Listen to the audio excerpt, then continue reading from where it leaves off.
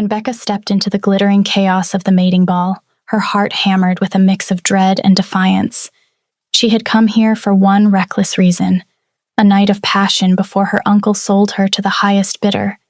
But as the masked stranger pulled her into the shadowed corridors, his touch igniting fires she had never known, she had no idea the man claiming her was the very Alpha King she had sworn to hate. Becca's fingers trembled as she adjusted the simple silver mask over her eyes, the cool metal a sharp contrast to the heat already rising in her cheeks. The grand hall of Eldrath's neutral territory pulsed with music and the low thrum of nobles in their finest silks and leathers, scents mingling like a heady wine: pine, rose, musk, power.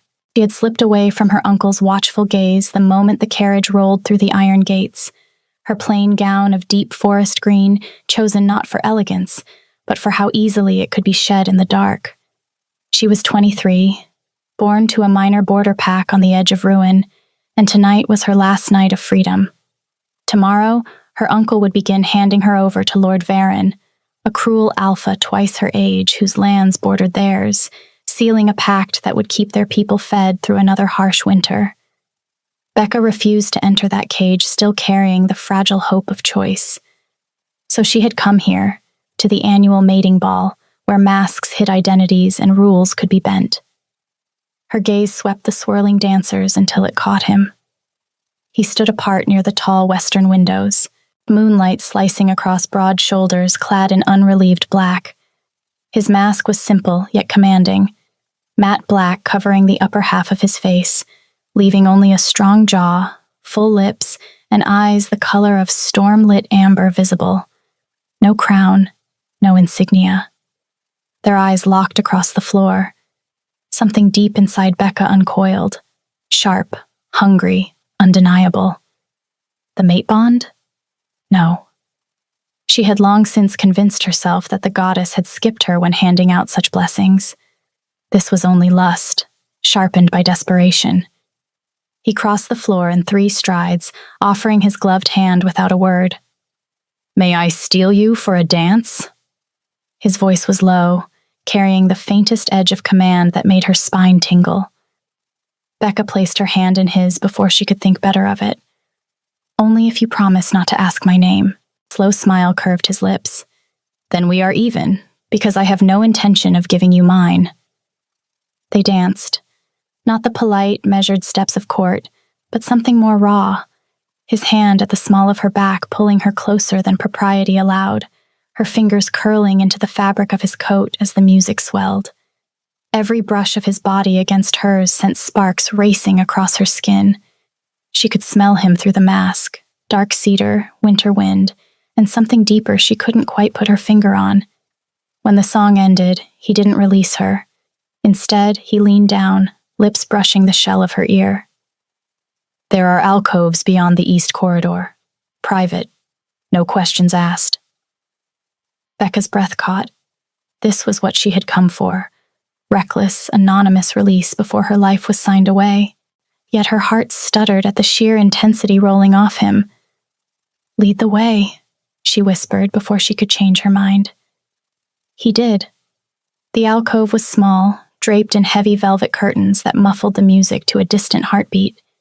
Moonlight slanted through a narrow window, silvering the stone bench and the man who now towered over her.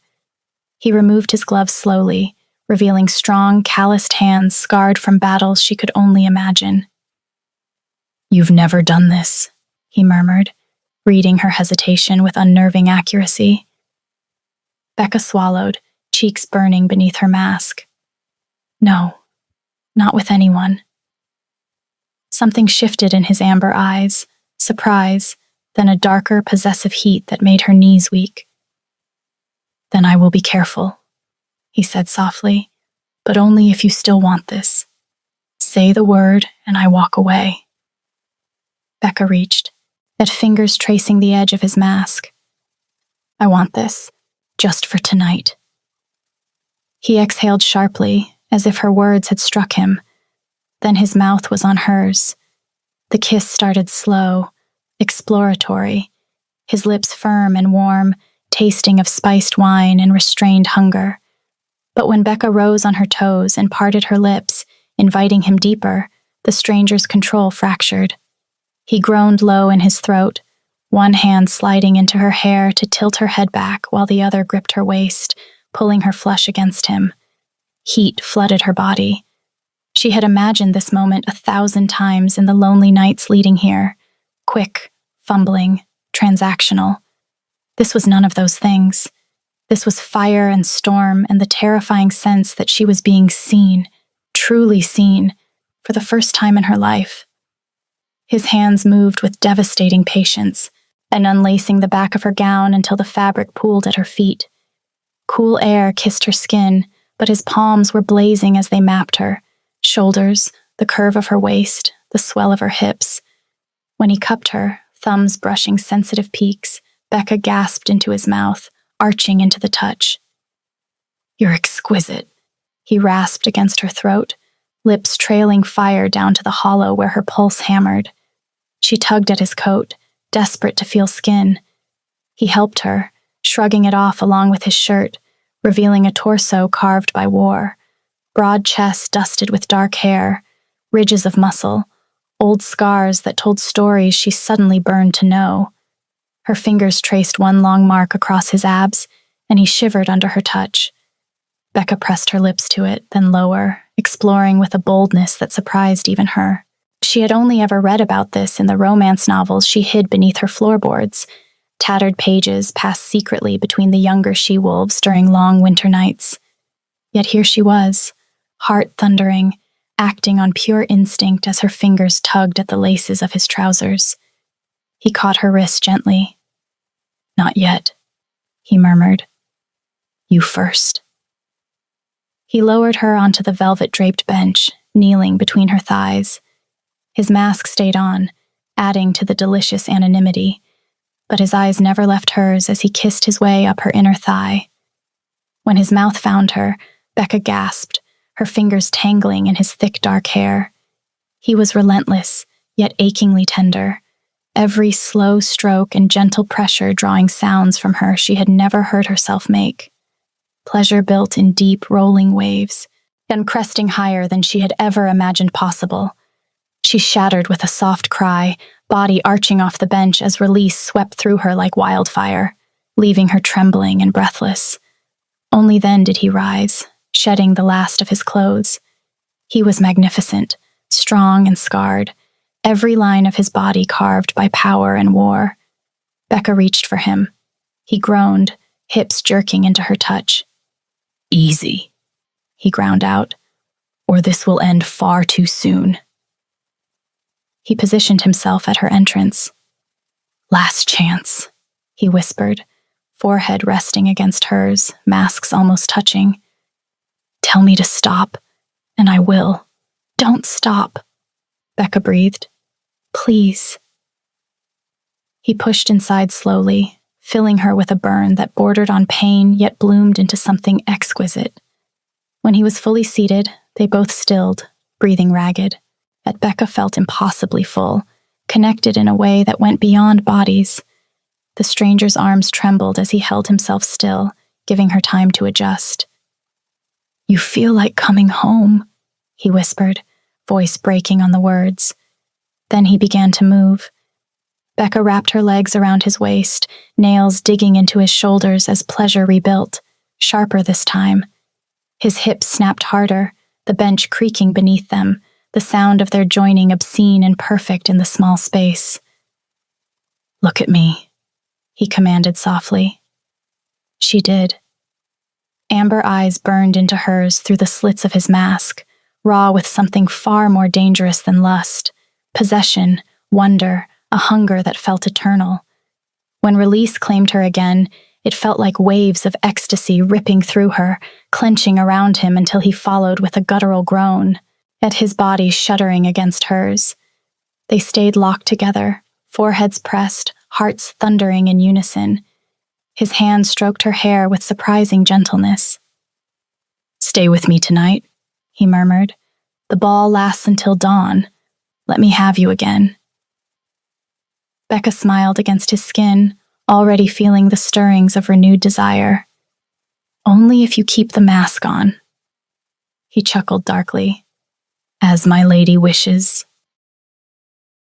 But as they moved together a second time, learning each other's bodies with hands and mouths and whispered praises, neither of them noticed the faint golden glow that briefly lit the edges of their masks, nor did they feel the threads of fate tightening around them, weaving a bond neither had sought but both would soon be unable to deny.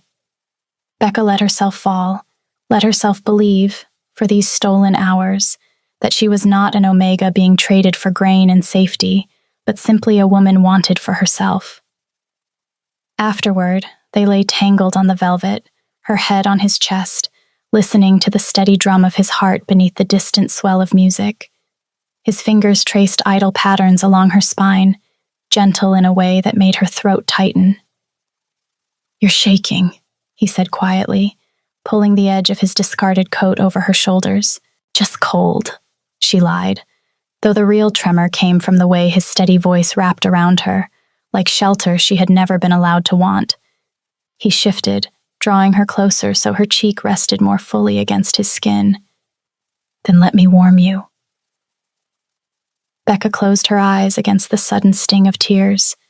She had come here braced for clumsy hands and quick regret. Not this. Tenderness wrapped in strength, a stranger who seemed determined to give her more than she had asked for. The thought of her future, of Lord Varen's cold claim and her uncle's satisfied smirk, pressed at the edges of her mind, but she pushed it away. For these last hours, she would let herself have this. They moved together once more before dawn, slower still, every touch laced with the knowledge that the night was slipping away. When release found them both, and it was quieter, deeper, like a secret they were sealing between their bodies, he held her through the aftershocks, breathing her in as though he could keep some part of her with him when the masks came off and the world returned. As the first gray light crept through the narrow window, he helped her back into her gown, lacing it with careful fingers that lingered at the small of her back. Becca adjusted her mask one final time, suddenly reluctant to leave the cocoon of velvet and moonlight. No names, she reminded him, though her voice wavered. She slipped from the alcove before the golden thread she had felt humming between them could tighten any further. The grand hall was emptying, masks coming off, laughter turning to weary farewells. Becca moved through the thinning crowd like a ghost, heart still racing, body still humming, and she told herself it was enough. One perfect anonymous night, a memory to carry into the cage waiting for her at home. The carriage wheels jolted over the rutted border road, each bump a reminder that home was drawing closer and freedom was slipping away. Becca pressed her forehead to the cool glass, watching the pine forest blur past. 3 days had passed since the mating ball, yet every time she closed her eyes, she felt the velvet of his coat beneath her fingers, the steady drum of his heart beneath her cheek. Her skin smelled faintly of dark cedar and winter wind, no matter how many times she scrubbed in the icy stream during rest stops. When the carriage finally rolled through the sagging gates of Thornvale, Lyra was waiting on the porch of the cottage they shared, arms crossed and one dark brow arched in that way that always meant trouble. The moment Becca stepped down, Lyra's nose twitched, her eyes widened, then sparkled with pure mischief.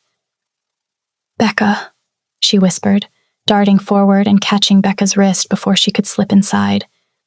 "You smell like pure trouble, like the scene in The Shadowed Crown where the rogue lord pulls the disguised princess into the moonlit garden and—" "Hush!"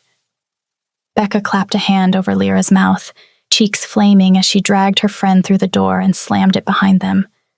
The little cottage smelled of dried herbs and wood smoke, safe and familiar, yet suddenly too small for the secret burning under her skin.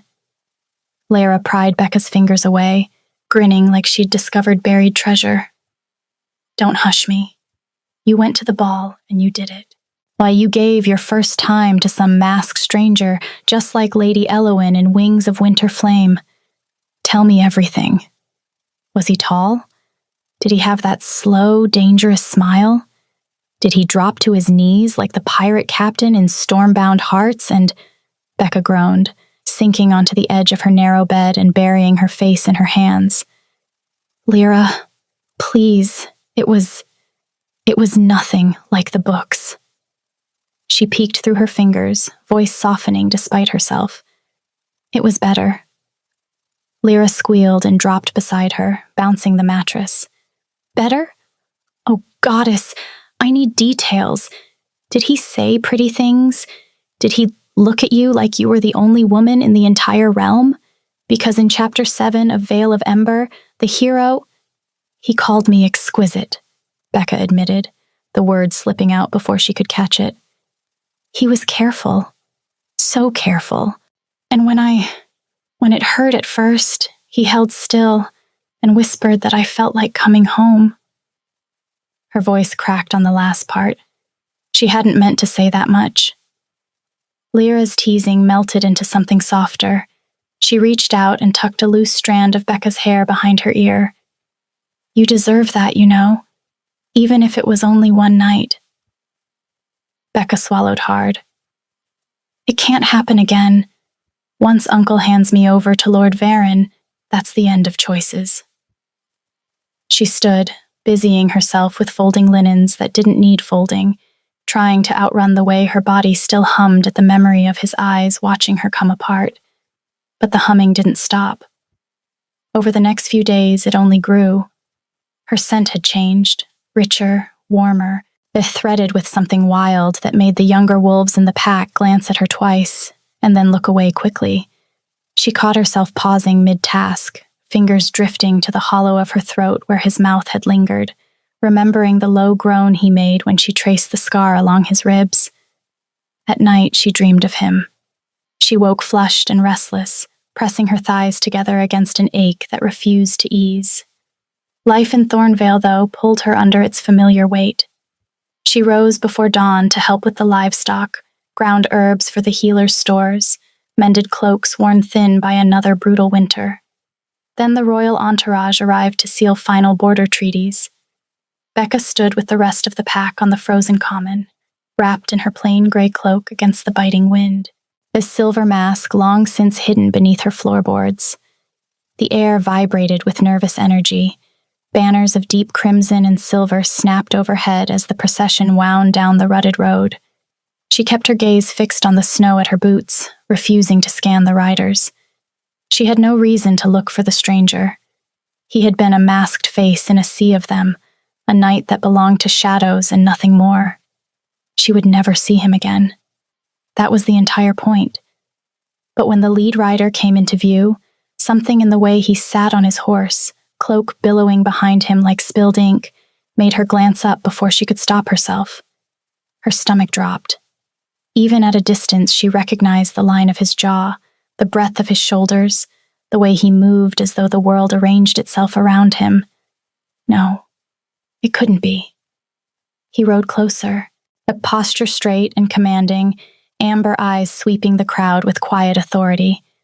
When his gaze found her, it locked, widening a fraction. Recognition slammed into her like a physical blow. The same eyes that had held hers through the slits of a matte black mask now stared at her in broad daylight. Becca's breath froze in her lungs. The man who had knelt between her thighs and whispered that she was exquisite was no nameless stranger. He was King Joel Vosar, the Alpha King of Eldrath, whose name had been whispered like a warning along every border for years. She felt the ground shift beneath her boots, the cold wind suddenly too sharp against her flush skin. This was the king whose expanding realm had swallowed smaller packs whole. The same king her uncle had cursed over thin stew and watered ale. Yet she had given her first time, her only night of freedom, to the one man whose reputation made Lord Varen look almost tolerable by comparison. A wave of self-loathing crashed over her. How could she have been so reckless? Joel reined in his horse a few paces away, the procession slowing around him. For one suspended heartbeat, the entire village seemed to hold its breath. Then he dismounted with fluid grace, cloaks settling around him, and strode forward until only a few feet separated them. His scent washed over her, and her traitorous body answered, a thrum of heat pooling low in her belly. Becca's pulse thundered in her ears. For a single, searing moment, the world narrowed to just the two of them. Then Lord Varen stepped forward, breaking the spell, and the king's gaze shifted away first, polite and composed. She swallowed hard, forcing her expression into careful neutrality while her stomach twisted with conflicting fury and longing. "King Joel," her uncle greeted, bowing low with deference. "We are honored by your presence for the treaty negotiations, and of course for the formal sealing of my niece's mating pact with Lord Varen tomorrow." Joel inclined his head, every inch the sovereign, but Becca caught the faint tightening of his jaw. "The treaties will be addressed in due course," he said, voice carrying that same velvet edge she remembered from the dark. "As for the lady—" His gaze flicked back to her for the briefest instant, long enough for her heart to stutter, before duty pulled it away again. "Matters of claim are more delicate than contracts." Varen's heavy hand landed possessively on her shoulder, fingers digging in. "There is no delicacy required, Your Majesty. The pact is sealed. She will make a fine addition to my household." Becca kept her eyes lowered, cheeks burning, every nerve screaming at the contrast. Varen's touch felt like chains. The memory of Joel's hands, calloused yet gentle, trembling as he held himself inside her, felt impossibly like freedom. She hated how easily her body still yearned for the king, even while her mind spun with doubt. The contradiction made her dizzy, fear and desire twisting so tightly she could barely breathe. The reception that evening was held in the drafty great hall of the Border Keep. Torches flickered against stone walls, tables groaned under what little finery Thornvale could muster. Wilted winter greens, thin stew, and the last of the preserved wine.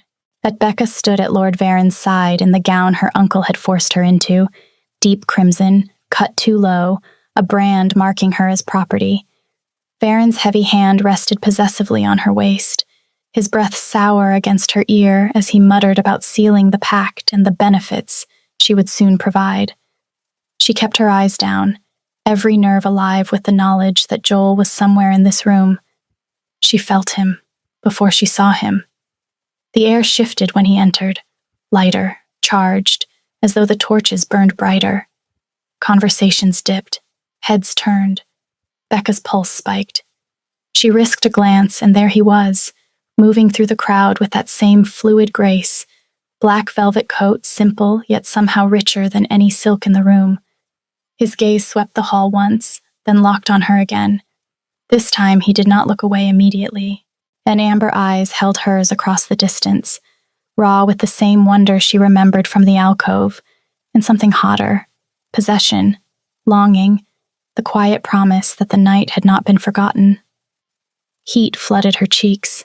She wanted to look away, to cling to the safe anger and doubt, but her body betrayed her, leaning imperceptibly toward him as though the golden thread between them had grown taut enough to pull.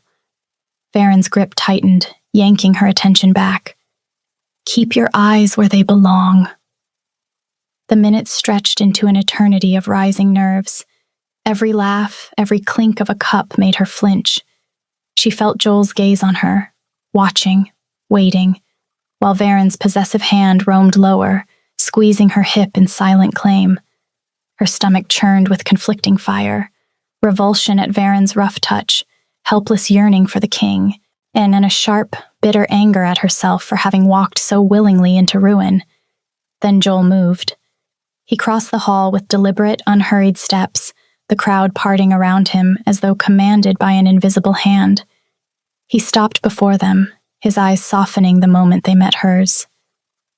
"Lord Varen," he said, voice low and smooth. "A word regarding the border accords." His gaze flicked to her uncle briefly, then returned to Becca, lingering. "And perhaps the lady would honor me with a dance first before we discuss terms?" Varen's fingers dug harder into her waist. "With respect, Your Majesty, the lady is spoken for.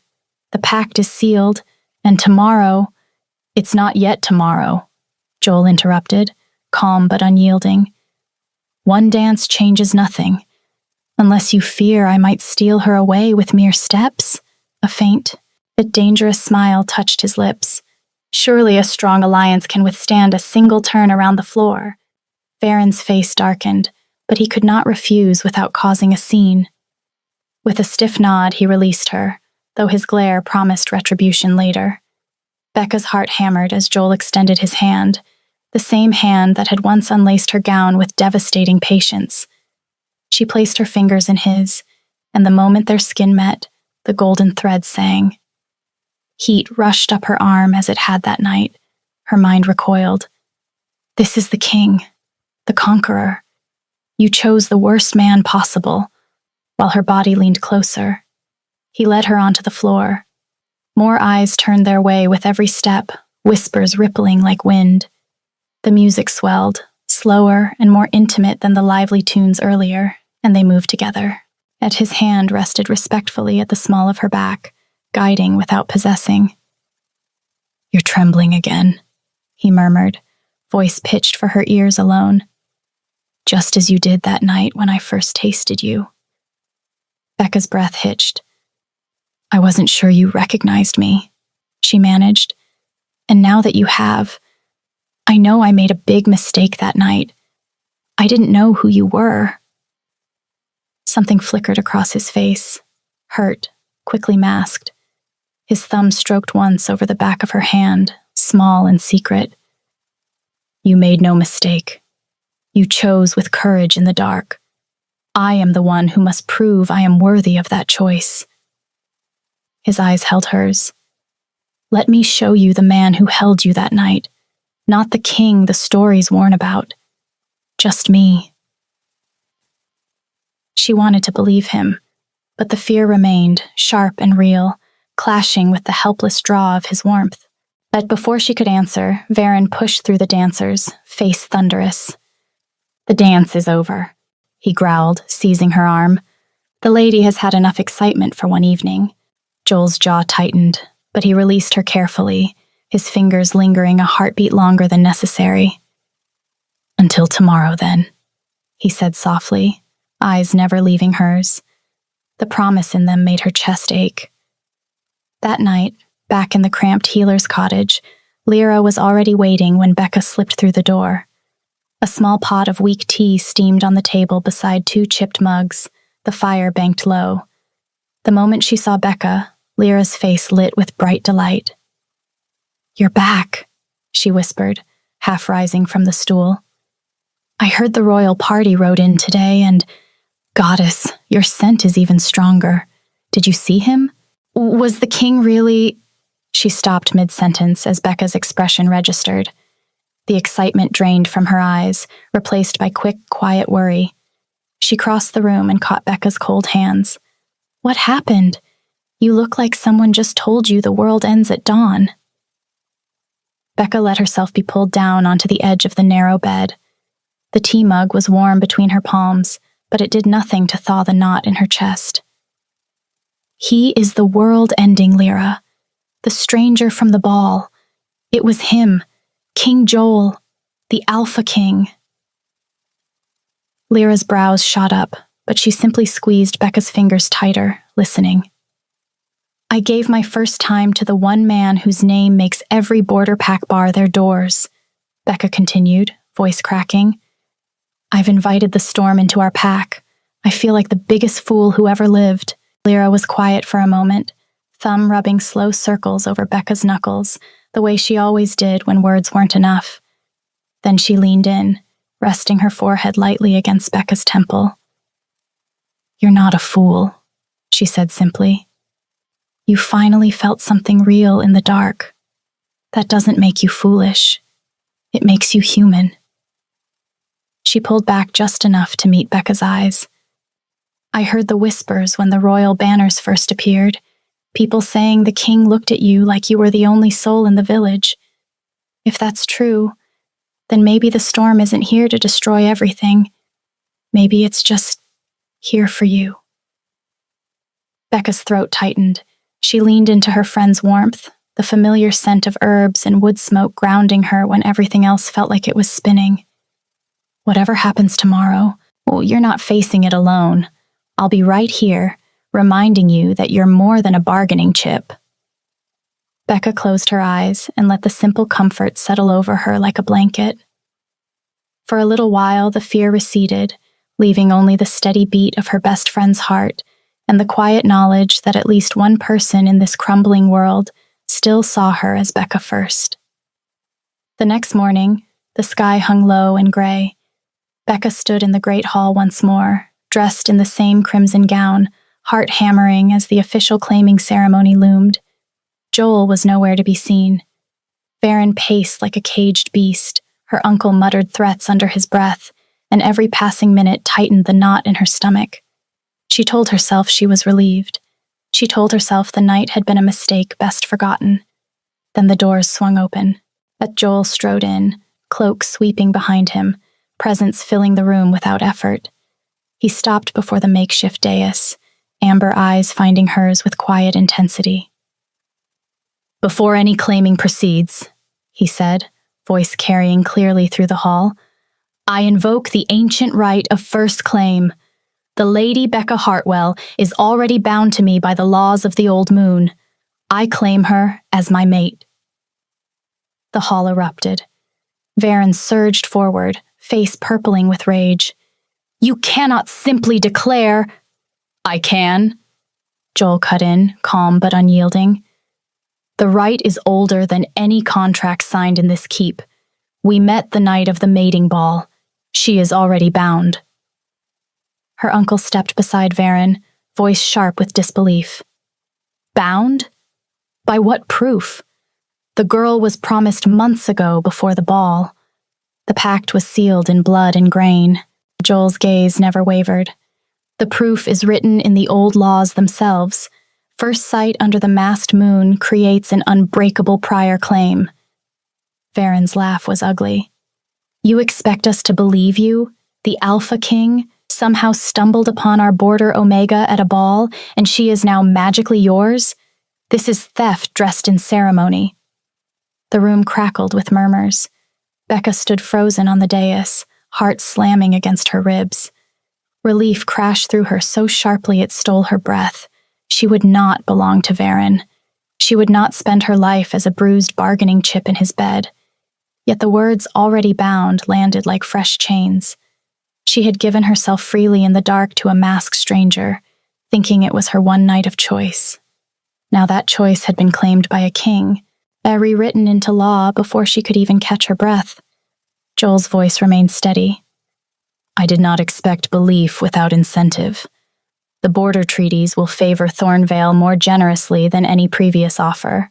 Double the grain shipments for the next 5 winters, full protection from southern raiders along the ridge, and a permanent seat on the Northern Council for your pact's chosen representative." A stunned silence fell. Her uncle's eyes narrowed with greedy calculation, even as Varen's face twisted with fury.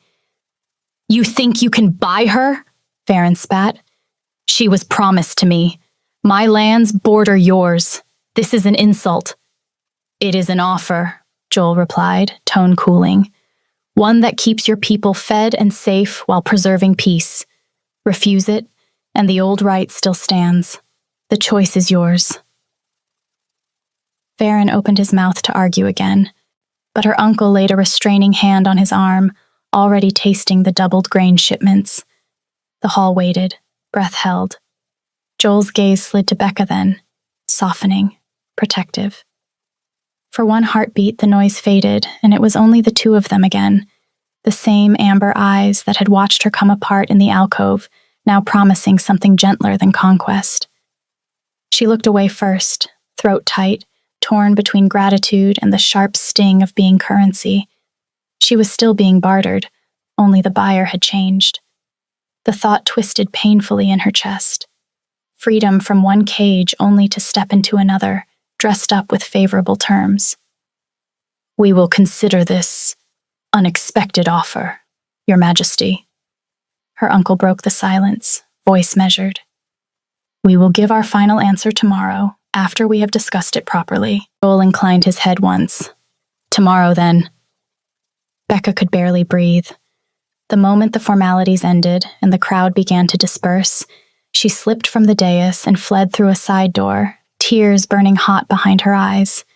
She didn't stop until she reached the narrow balcony overlooking the snow-dusted pines, the cold wind whipping at her crimson gown like punishment. Footsteps sounded behind her, measured, unhurried. "Becca." She didn't turn. "Don't." Joel stopped a respectful distance away. His voice was low, rough with regret. "I'm sorry. I never meant for it to happen like this, in front of everyone, with treaties and grain shipments. I hate that I had to use them at all." She laughed once, still facing the trees. "You hate it? I gave my first time to a masked stranger because I wanted one night that was mine. And now my entire future is being negotiated like a trade route." Silence stretched between them, broken only by the wind. "I have never stopped thinking of you," Joel said quietly. "Not for 1 hour since you left that alcove. I searched every face at court, every border village I rode through. You have haunted me, Becca, in the best and worst ways." Becca finally turned, tears tracking down her cheeks despite the cold. "This will never work. You're the king. I'm a border Omega who was just minutes away from being sold to a brute. We are not equals. We are not even from the same world." "I know." He stepped closer, but still left space, amber eyes raw with honesty. "That's why I'm asking for a chance. Come with me to the palace. Not as my prisoner, not even as my mate.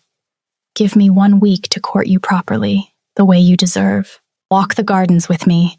Let me show you the man who hasn't stopped thinking of you since the moment you left the ball. If you still want your freedom, I will release the claim. No repercussions, no grudges. Safe passage anywhere you choose. You have my word." Becca's breath caught. "And what's in it for you?" she asked, voice trembling. "A week of pretending with a woman you barely know?" Joel's expression softened, something aching breaking through the regal mask. "For me, the chance to prove that the man who held you that night wasn't a lie. The chance to wake up every morning knowing I might get to see that same look in your eyes again, the one you gave me when you trusted me with your pleasure." His voice dropped, rough with quiet heartache. "I would rather have 7 real days with you and lose you than a lifetime wondering what might have been." The words landed like a caress and a wound at once. Becca searched his face, fear and longing still at war inside her. Finally she nodded, voice barely above a whisper. 1 week, but I bring Lyra. She's the only family I have left." A small, genuine smile touched his lips, warm with relief. "Then Lyra comes. She is welcome in my house." That final night, Becca slipped through the shadowed corridors of the keep, unable to sleep. The stone was cold beneath her bare feet. She paused near a half-open door when low, satisfied voices drifted out, her uncle and Lord Varen speaking in the lazy cadence of men who had just won something. A soft clink of cups, a low chuckle. "Double the grain and the council seat," her uncle was saying, that voice thick with satisfaction. "We'll eat well this winter while he plays house with the girl. Clever move on our part, letting him think he's the one doing the saving." Varen's laugh rumbled, coarse and pleased. "By the time it's done, she'll have served her purpose twice over. The king gets his pretty new toy, and we get everything we need to—" A chair scraped. Becca pressed herself against the wall, heart hammering, catching only the tail end of the next words. "And when the real opening comes, she'll be perfectly placed to help it along. He won't see it until it's too late." The purpose behind the celebration was unmistakable. They had decided to accept Joel's offer. The relief of escaping Varen should have felt sweeter, but it curdled in her chest. She was leaving the only home she had ever known. They're saying goodbye to the narrow paths she had walked in every season, to the stream where she had washed herbs at dawn, to the small, stubborn life she had built despite everything. Yet even that grief was tangled with something darker, one line that refused to leave her alone. When the real opening comes, it sounded like more than bruised pride or simple greed. She backed away silently, heart racing. The journey north began at first light, the royal caravan winding out of Thornvale like a dark ribbon across the snow. Becca rode in a covered carriage with Lyra, the heavy furs doing little to warm the chill that had settled deep in her bones. Joel rode at the front on his massive black warhorse, cloak snapping in the wind, but every few hours he fell back to ride beside their window, finding excuses to check on them. On the second morning, Lyra leaned out the window during one of those visits. "Your Majesty, if you're going to keep hovering like a worried hen, you might as well be useful. Becca likes her tea with a pinch of honey and a slice of lemon if you can find any. And she pretends she doesn't like poetry, but she cries every time the knight in Vale of Ember reads the starlit vow to Lady Elowyn, just so you know." Joel's lips twitched, the corner of his mouth lifting in a half smile that made something warm unfurl in Becca's chest. "Noted," he said. His gaze slid to Becca. "I'll remember the honey and the poetry." Becca flushed and looked away, but she couldn't quite hide the small, reluctant curve of her own mouth. Lyra settled back against the cushions with a satisfied sigh. "See? Even kings can be trained." At night, they stopped at way stations or inns, and Joel made sure Becca and Lyra had the warmest rooms. He never presumed to join them, but each evening a small tray would appear, tea with honey and lemon, a single wildflower tucked beside the cup, or a carefully copied passage from one of the romance novels she loved, written in his strong, surprisingly elegant hand. One evening, at a modest inn near the foothills, Becca stepped onto the private balcony after Lyra had fallen asleep. Snow dusted the railings. Joel was already there, leaning against the stone, 2 goblets of warmed spiced wine in his hands. "I thought you might be cold," he said simply, offering one. She took it, fingers brushing his. The contact sent a spark racing up her arm, the same spark that had ignited in the alcove. Her body leaned toward him before her mind could stop it. She stopped and pulled back, gripping the goblet tighter. "You don't have to do this," she said quietly. "The flowers, the notes, the tea. It feels like you're trying to buy what you already claimed with treaties." Joel set his own goblet down and turned to face her fully.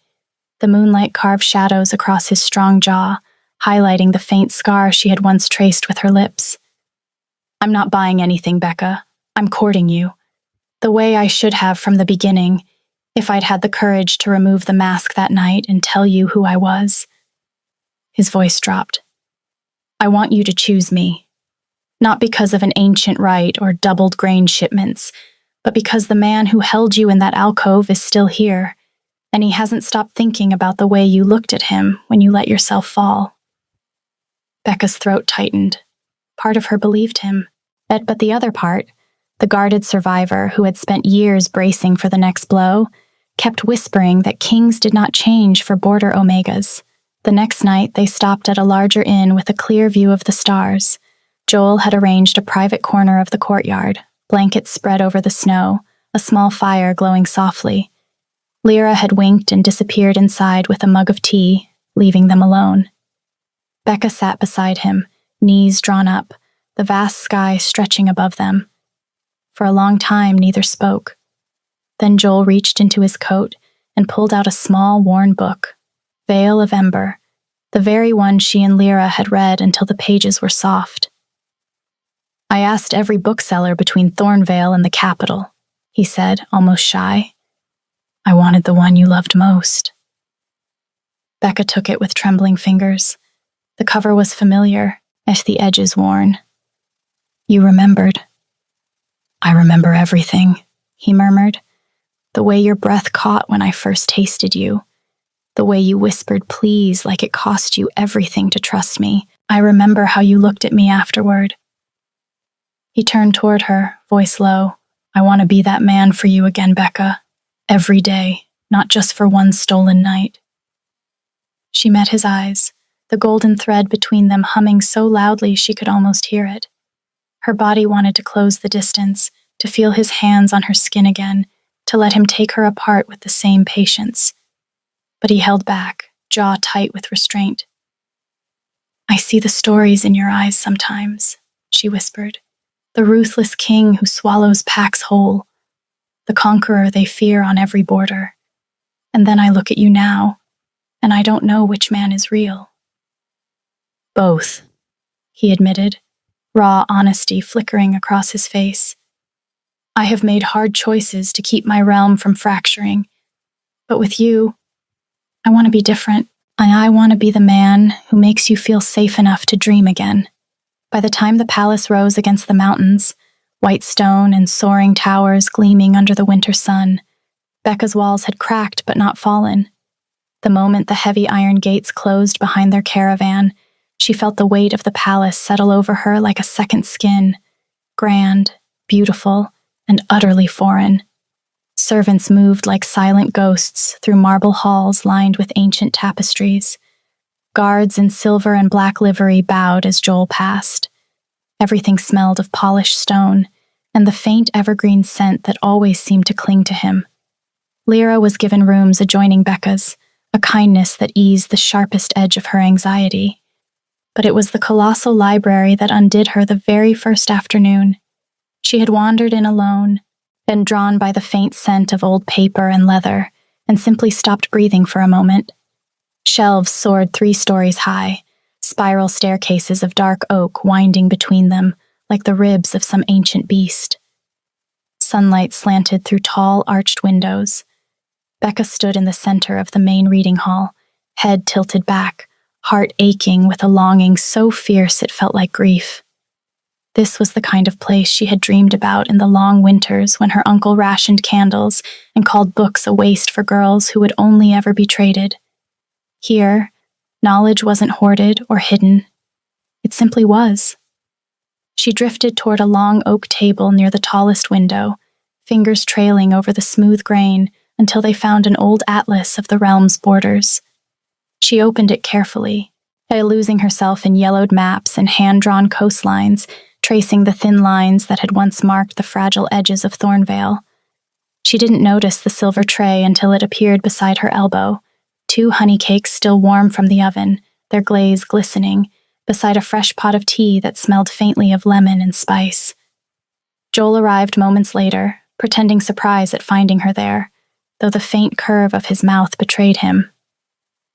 I was told the light in this room is particularly good for reading, he said, settling into the chair across from her with easy grace, and that certain readers prefer their tea with a dangerous amount of honey. Becca fought a smile. Lyra has a big mouth. She has excellent taste in friends, he replied, eyes warm. And she told me you once dreamed of opening a proper healer's school here in the north, one that teaches anyone who wants to learn, not just those born to the right bloodlines. He leaned forward slightly, voice dropping. Tell me about that dream. So she did. For the first time in years, Becca spoke aloud about the small, stubborn hopes she had buried under survival, training more healers, building stores of medicine that could survive harsh winters, teaching young Omegas that their worth wasn't measured by who claimed them. Joel listened without interrupting, eyes never leaving her face. When she finished, he simply said, "Then we'll make it real. Not because you're mine, but because it's right." The words settled over her like sunlight. She wanted to believe him. Their moments together grew charged with restraint he clearly fought to maintain. During a private stargazing night on a high tower balcony, wrapped in thick furs against the mountain chill, Joel lay beside her on a pile of cushions, close enough that their shoulders brushed. As the stars wheeled overhead, he turned his head towards her. "You make me want to be better than the stories say I am," he murmured. His hand lifted, hovering near her cheek, then settled instead on a loose strand of her hair, tucking it gently behind her ear. "Every time I'm near you, I remember how perfectly you fit against me that night, how you trusted me with something so precious." His voice roughened. "I want you, Becca, more than I've wanted anything in my life. But I won't take what isn't freely given with your whole heart." The air between them thickened, heavy with unspoken want. Becca's body leaned toward him instinctively, lips parting on a shaky breath, but he only brushed his thumb along her jaw once before pulling back with visible effort. "Not until you choose me," he whispered. "Fully." The slow burn left her restless at night, aching in ways that made her press her thighs together and remember the velvet alcove. Yet every restrained touch, every thoughtful gesture, chipped away at the walls she had built to survive. He was showing her, day by day, that the man who had been so careful with her body could also be careful with her heart. Danger, however, did not wait politely. Small signs began to appear. Riders from the south arriving at odd hours, messages delivered to Joel's study that left his jaw tight. One evening, while walking the snowy gardens with Lyra, Becca noticed two of Varen's former retainers lingering near the outer gates, speaking in low voices before melting back into the trees when they spotted her. Joel doubled the guard without explanation, but she caught the protective shadow in his eyes whenever he looked at her now. Lyra noticed too. "Something's brewing," she said one afternoon as they sat in the library, voices hushed. "Joel's different when those southern messengers come, sharper, all steel and storm, but the second he looks at you, it melts. I don't know whether to be impressed or terrified." Becca traced the edge of an old map with her fingertip. "I think it's about me," she whispered, the fear slipping out before she could cage it. "My uncle and Varen aren't going to let this go without a fight." Lyra's hand took hers. "Then we make sure they never get close enough." Before Becca could answer, the tall library doors swung open with a soft creak. Joel stepped inside, snow still dusting his shoulders from whatever errand had taken him into the courtyard. His gaze found her instantly, softening the way it always did, but she caught the faint tightness at the corners of his eyes, the shadow of whatever news those southern riders had brought. He crossed to their table. "I thought I might find you here. The light is especially kind to maps this time of day." Becca managed a small smile, but it didn't reach her eyes.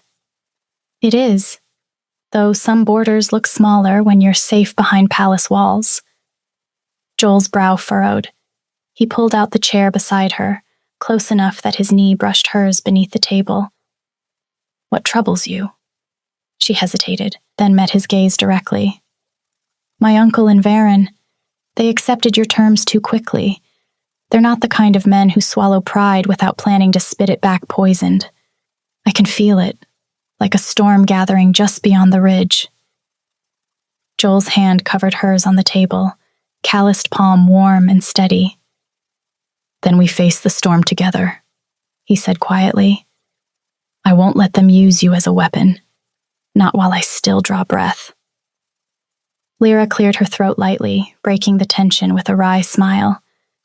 "Well, if we're preparing for war, I'm going to need more honey cakes, and maybe a sharp dagger or two." Joel's lips twitched with amusement. "I'll see what the kitchens can spare, and the armory." Becca let out a shaky laugh despite herself. She was falling, slowly, fearfully, but undeniably, for the man who had once worn a mask and called her exquisite. And somewhere beyond the snow-covered mountains, her uncle and Lord Varen were no longer content to let her go. The real storm was gathering, and it was coming for all of them. It began with whispers in the council chambers, nobles who had once stood with Joel now murmuring about the king's distraction and a border Omega weakening the throne. Varen and her uncle had not been idle. They had spent the weeks quietly gathering support, bribing minor lords with promises of land and influence, exploiting old grudges against Joel's reforms. Joel met the threats head-on, riding out at dawn to reinforce border patrols, returning exhausted. He sacrificed sleep, concessions in lesser treaties, and even personal guard rotations to keep the palace secure, all without a word of complaint to Becca, only the quiet reassurance in his touch when he found her in the library each evening. One night he returned from a long day in the saddle, snow clinging to his cloak, and found her waiting with warm wine and a plate of honey cakes. The moment the door closed behind him, he crossed to her, pulling her into his arms with a roughness born of exhaustion and relief. His forehead dropped to hers, breath ragged. Without a word, he drew out a small, slightly crushed bouquet of wildflowers. Hardy winter blooms she recognized instantly, their stems still carrying traces of dirt and frost. "I passed the meadows on my way back from the southern ridge," he said, almost shy. "I thought you might like to remember what freedom smells like." Becca took them, a throat tight. The faint scent of snow and hardy petals filled her lungs, carrying memories of running through tall grass before her uncle's shadow had fallen over everything. "You rode all the way back there? After a full day of patrols?" He shrugged, a faint flush coloring the tips of his ears despite the cold. "It was on the way." His eyes met hers, raw and honest. "I wanted them to be real, not ordered from the palace gardens." The simple gesture undid her. She stepped into him, flowers crushed between their bodies as she rose on her toes and kissed him, the slow burn igniting into something fiercer. His hands came up to frame her face, thumbs stroking her cheeks as his mouth opened under hers, tongue sliding against hers in a rhythm that made her knees weak. She pressed closer, feeling the hard line of his body, at the way his breath hitched when her hips brushed his. Heat flared low and insistent. Her fingers slipped beneath his cloak, tracing the warm skin at his waist, and he groaned into her mouth, backing her gently against the stone pillar behind them. For one dizzying moment, control slipped. His hands slid down her sides, gripping her hips, pulling her flush against him as the kiss turned hungry, desperate. Teeth grazing, tongues tangling, the bond flaring bright between them. Becca felt herself tipping toward surrender, body arching into his, a soft whimper escaping as his thigh pressed between hers. Then the palace bells rang, sharp, urgent, shattering the night. They broke apart, gasping. Joel's eyes were dark with want, chest heaving, but the mask of the king was already sliding back into place. "Messengers," he said, voice rough. "Southern border." Becca nodded, still catching her breath, the flowers clutched forgotten in one hand. They hurried inside together, Lyra already waiting in the corridor, face pale. The great hall was chaos when they arrived. Messengers in mud-splattered cloaks knelt before the dais, voices overlapping in urgent reports. Varen and her uncle had rallied a small but well-organized force of disgruntled nobles and southern mercenaries. They had struck at a key border outpost under the cover of a false flag, supply lines cut with surgical precision. Rumors spread that the king had abandoned his realm for a border girl. Joel's face hardened into the ruthless mask the stories warned about, eyes sharp, jaw set, voice clipped as he issued orders. As the reports continued to pour in, Becca stood beside him in the war room, at maps spread across the table like battle scars. When the last messenger left, she turned to him, voice steady despite the fear clawing at her throat. "I'm coming with you when you ride out," she said. "My wolf is strong, Joel, stronger than I look. I spent years surviving on the border while others decided my fate. I'm not waiting behind stone walls while you bleed for me." He cupped her face, thumb brushing her cheek with aching tenderness, but his eyes held the weight of every hard choice he had ever made. "I can't risk you, Becca. Stay here. Stay safe. I will come back to you." The last wall inside her finally broke. "No," she said, hands fisting in his coat. "I've spent my whole life having someone else decide my fate. You've taught me I don't need to do that. So let's prove it. Let's fight this together." Joel's breath caught. But for a heartbeat, he simply looked at her, raw, wondering, the same look he had given her in the alcove when she had trusted him with her pleasure. Then he pulled her close, kissing her. It was deep and desperate, a promise and a plea, his hands sliding into her hair as though he could memorize the feel of her before the storm broke. They rode out at dawn with a full company of Joel's personal guard, 24 elite wolves in silver and black livery, horses snorting steam into the frigid air. Joel rode at the head on his massive black warhorse, cloak snapping. Becca rode beside him on a steady gray mare. Lyra mounted behind one of the younger guards, a borrowed blade strapped to her thigh and a determined glint in her eye. The bond between Becca and Joel hummed like a live wire. Every glance, every brush of their knees as they rode, them charged with everything they had not yet said. The border outpost lay a day's hard ride south. Tension crackled through the column, the snow muffling hoofbeats, but not the weight of what waited ahead. Joel kept close, his gaze flicking to Becca with quiet protectiveness. Dusk bled across the pines when Varen's forces struck. They came from the trees, well-planned, coordinated, mercenaries and disgruntled nobles pouring from the shadows with steel and arrows. The first volley whistled through the air. A guard to Becca's left cried out as a shaft took him in the shoulder. Joel roared a command, sword flashing free as he wheeled his horse. The company shifted instantly, forming a defensive ring, but the ambush was brutal and fast. Steel clashing against steel, snow turning crimson, shouts echoing off the frozen trunks. But Joel fought like the storm he was, ruthless, precise, every strike calculated to protect the center where Becca and Lyra rode. But the numbers were against them. A mercenary broke through the line, blade arcing toward Becca's mare. Joel spun, taking the blow across his own ribs instead. The steel sliced deep, blood bloomed dark against his cloak. He staggered in the saddle but did not fall, teeth bared in a snarl that was pure alpha. Becca's world narrowed to the sight of him bleeding for her. The fear that had kept her guarded for so long shattered like ice under spring thaw. She could no longer deny herself. She loved him, the man who had trembled while holding her, the king who had listened to her dreams of better lives for her people, the one who would sacrifice everything to keep her safe. "Together!"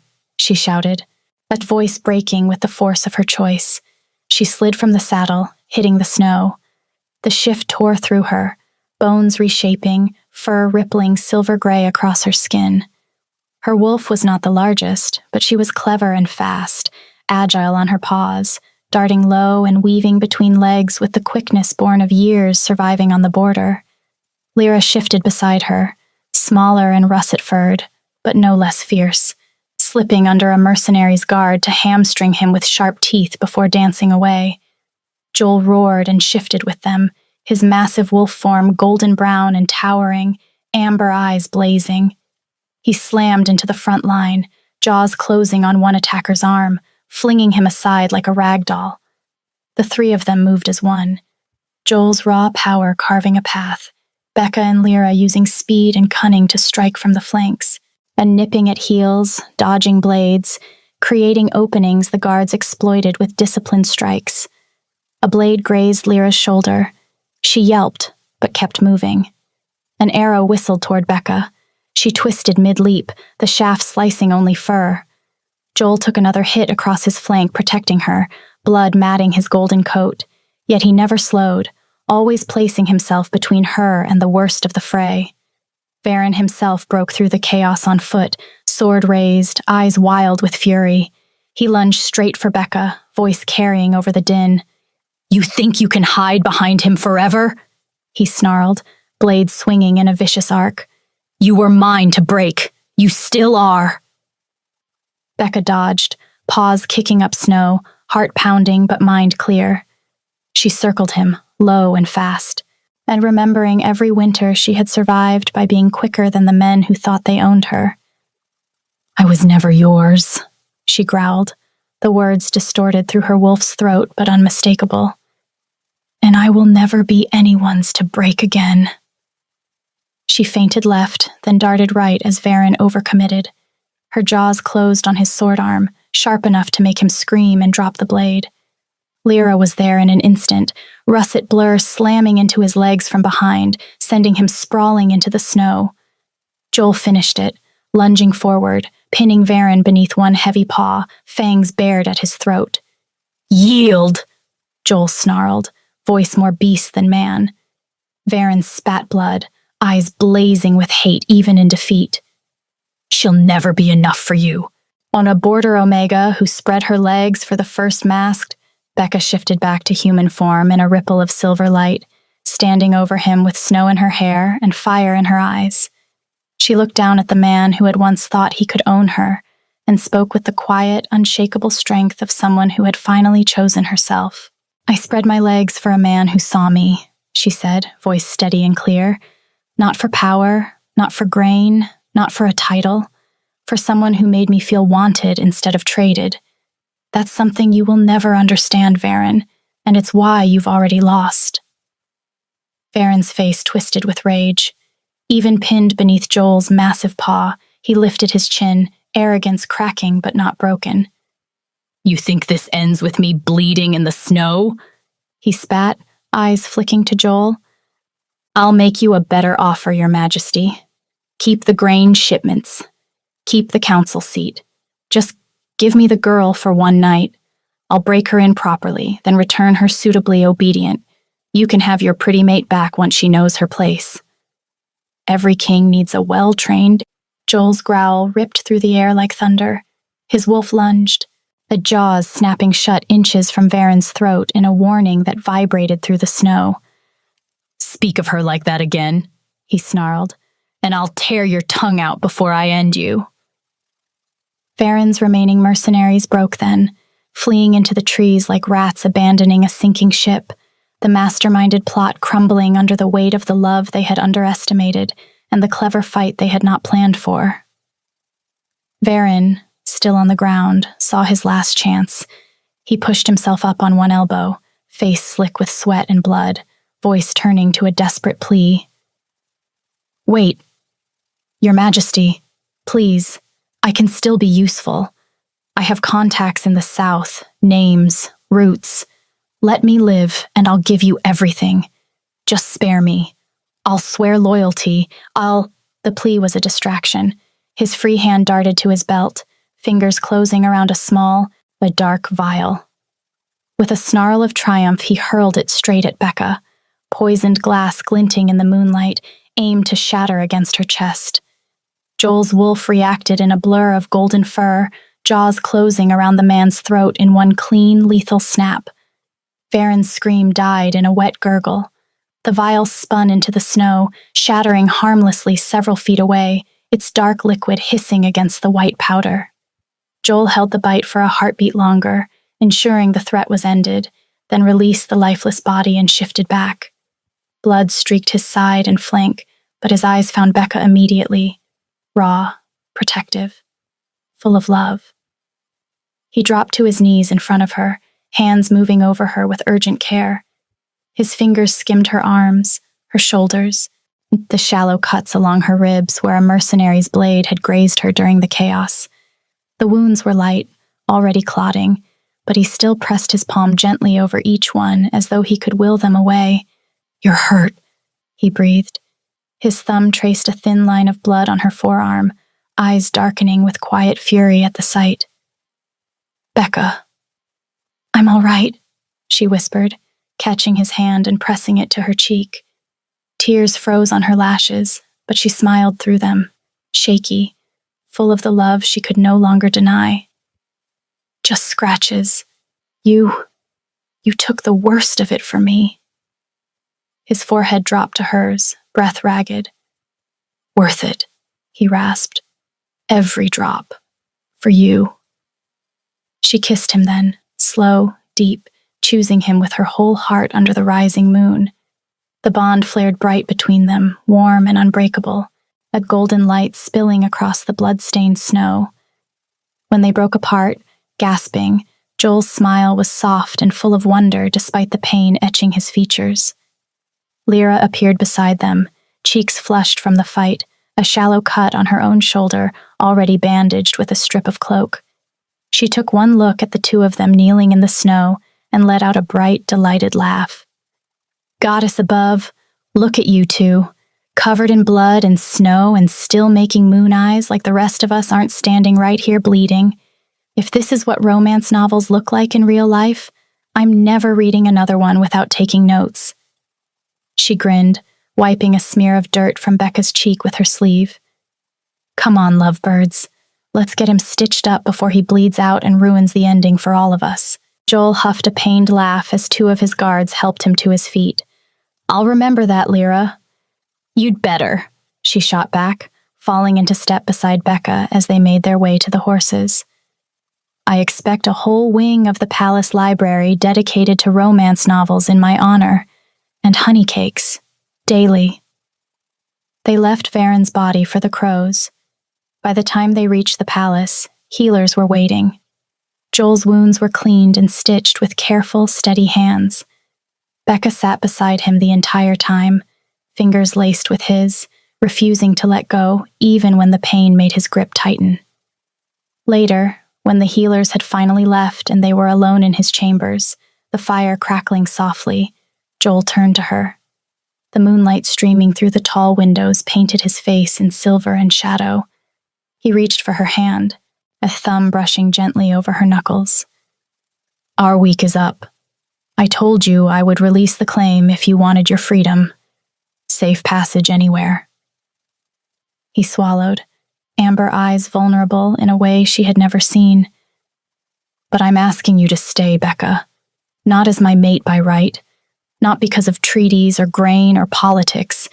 Stay because you choose me. Because somewhere between that masked night and this one, I fell in love with a woman who dared to dream bigger than the cage she was born into. I want to build that dream with you, if you'll let me. Becca's breath caught. Tears welled again, but this time they were warm with joy. She leaned forward, pressing her forehead to his. I choose you, she whispered. I've been choosing you every day since the alcove. Relief and love flooded his expression. He pulled her close, kissing her slowly, yet tenderly, the bond between them flaring bright and steady. And as they stood wrapped in each other, the palace lights glittering below like fallen stars, Becca allowed herself to believe that the woman who had once given her first time to a stranger had finally found the home she had always deserved.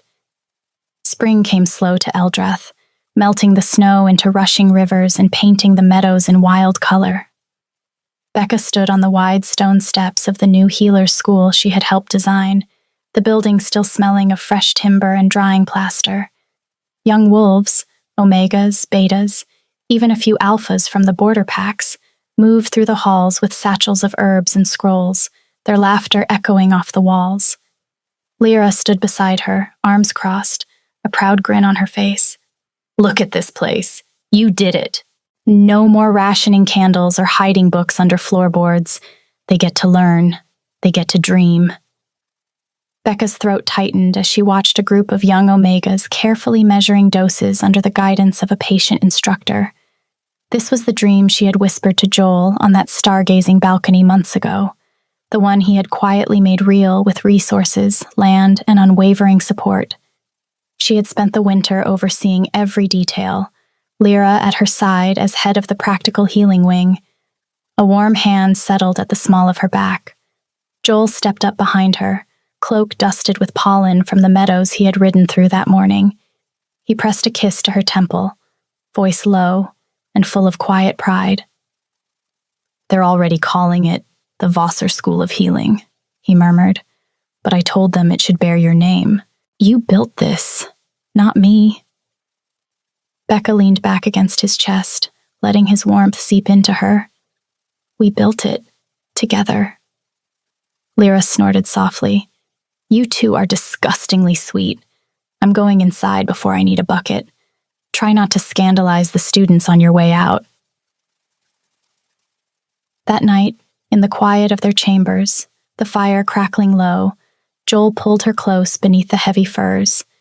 His hand traced lazy patterns along her spine, the same touch from their first night, now deepened by months of trust and love. You know, he murmured against her ear, voice dropping into that velvet tone that still made her shiver. I've been thinking about that alcove again. The way you looked at me when you let yourself fall. Becca smiled against his throat, fingers sliding beneath his shirt to trace the scars she knew by heart. And I've been thinking about how patient you were, how you held back even when I could feel how much you wanted me. She nipped lightly at his jaw, voice turning playful and heated. You don't have to hold back tonight, my king. Joel groaned, the sound low and hungry, rolling them so she was beneath him. His mouth found hers in a deep, possessive kiss, hands roaming with the confidence of a man who knew every inch of her and still marveled at the gift. Careful, he whispered against her lips, eyes dark with desire. Keep talking like that, and we won't make it to the bed. Becca laughed softly, legs wrapping around his waist as she pulled him closer. Who said anything about the bed? Will you rate this story from 1 to 10? If you enjoyed this story, I have tons more ad-free stories on my Patreon, including extended spicy chapters. A link is in the pinned comment. I'll see you there.